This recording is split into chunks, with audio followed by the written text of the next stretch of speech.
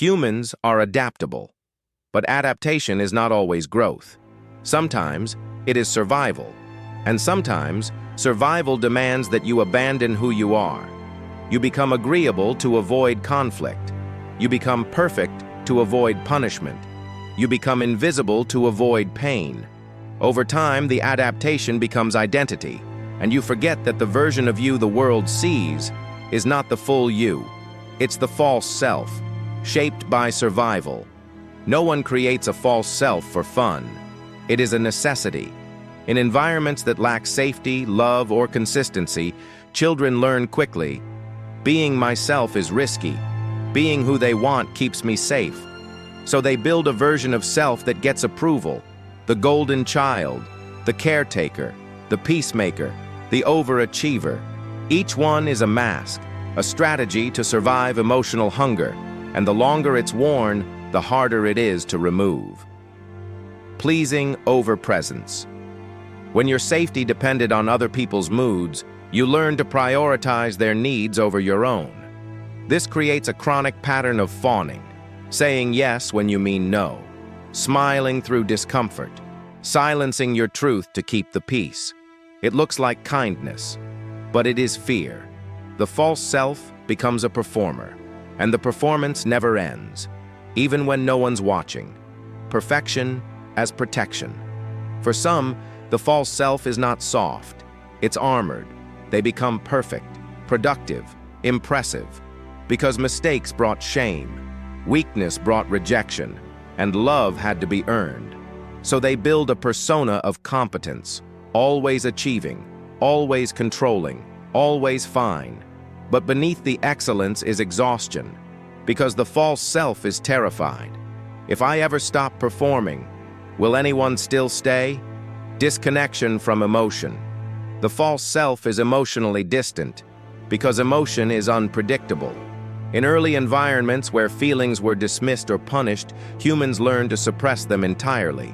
So the false self becomes rational instead of real, logical instead of vulnerable, detached instead of honest. They don't cry, they don't rage, they don't ask.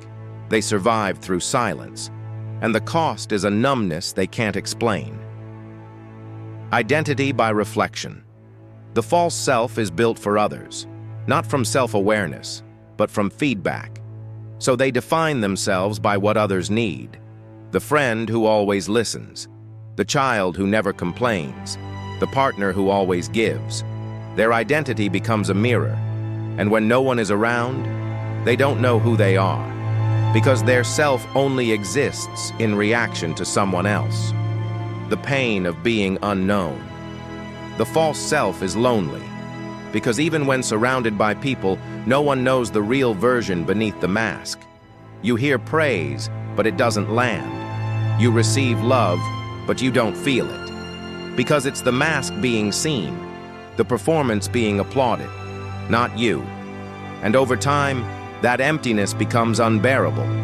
The moment of fracture. Eventually, the false self starts to crack. It can look like burnout. It can look like depression. It can look like a sudden identity crisis. The body begins to reject the lie.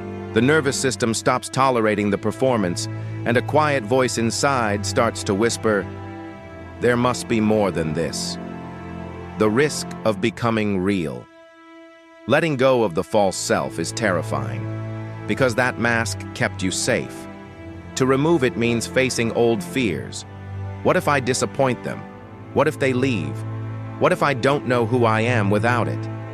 But authenticity is not comfort. It is freedom. And the real self is not built overnight. It is uncovered piece by piece, in safe spaces, in small truths, in self-trust.